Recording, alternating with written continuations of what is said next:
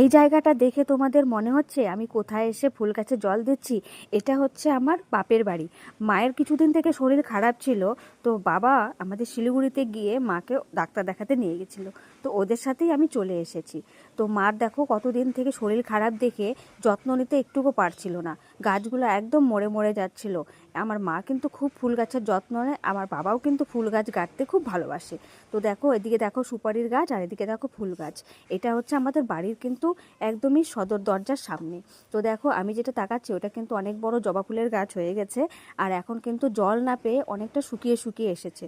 তো দেখো এই যে আমার বাপের বাড়ির পরিবেশ, এখানে আমি সব জল দিয়ে দিচ্ছি যদি একটু ভালো হয়, অনেক দিন থেকে শুকনো হয়ে আছে তো। আর দেখো মাকে বললাম আজকে তোমার রান্নাবান্না কিছু করতে হবে না, রান্নাবান্নাটা আমি দেখে নিচ্ছি, আর তুমি টুকটাক যদি কিছু করতে পারো তো করো, না হলে ওগুলোও থাক। তো দেখো আমি এখানে সব কিছু সেরে রুটি ব্রেকফাস্টের জন্য বেগুন ভাজা রুটি করতে চলে এলাম। তারপরে দেখো আমি কি কি বাজার থেকে আসবে সেটার অপেক্ষায় আছি। তো রুটি বেগুন ভাজা খাওয়া হয়ে যাক সকাল টাইমটা, তারপরে দেখা যাবে কি করা যায়। আর মা কিন্তু খুব দুঃখ পাচ্ছিল যে মেয়ে বাপের বাড়িতে এসে রান্না বান্না করতে লাগছে। যে কোনো মাই কিন্তু চায় না যে মেয়ে কিন্তু শ্বশুরবাড়িতে থেকে এসে বাপের বাড়িতে রান্না বান্না করে খাক।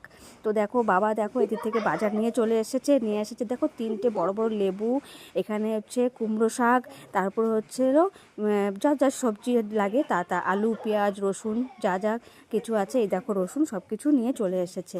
তারপরে দেখো এখানে কতগুলো শশা আছে, আর এখানকার শশা বলো যে বলো খুব তরতাজা হয়। তারপরে মাছ মাংসের জায়গায় কি আছে দেখো, এখানে আছে কিছুটা মটন, এখানে অনেকটাই মটন আছে, আমরা যেহেতু কয়েকজনই আছি তো আমাদের জন্য যথেষ্ট। তারপরে আজকে যেহেতু রবিবার তার জন্য কিন্তু মটন এসে পড়েছে। তারপরে দেখো এখানে ট্যাংরা মাছগুলো দেখো কত জিওল আছে, এখানে দেখো সব নাড়াচ্ছে, দেখছো আমার কিন্তু কাটতেই পারবো না এগুলো, দেখি মা যদি কেটে দেয় তো ভালো কথা। তারপরে দেখো এখানে দেখো আজকে ভাবছি এটা করব না, এটা কালকে করব, আর মাটনটা আজকে করে নেব, আর মাছগুলো ফ্রিজে রেখে দেবো, কালকে করে নেব, কালকে হয়ে যাবে। তো দেখো এখানে আমার লাঞ্চে কী কী আছে, এখানে আছে দেখো এটা হচ্ছে কালাই শাকের ইসে করেছি, তারপরে হচ্ছে হলো এখানে স্যালাড, তারপরে এখানে কুমড়ো ডোগাগুলো যেগুলো ছিল ওগুলো করে ওগুলো একটু সবজি দিয়ে করেছি, তারপরে গরম ভাত, এই যে মটনটা কষানো হয়ে যাচ্ছে। তো এগুলো আমাদের লাঞ্চের আইটেম। আজকে আমি বাপের বাড়ির সানডে এভাবেই পালন করব।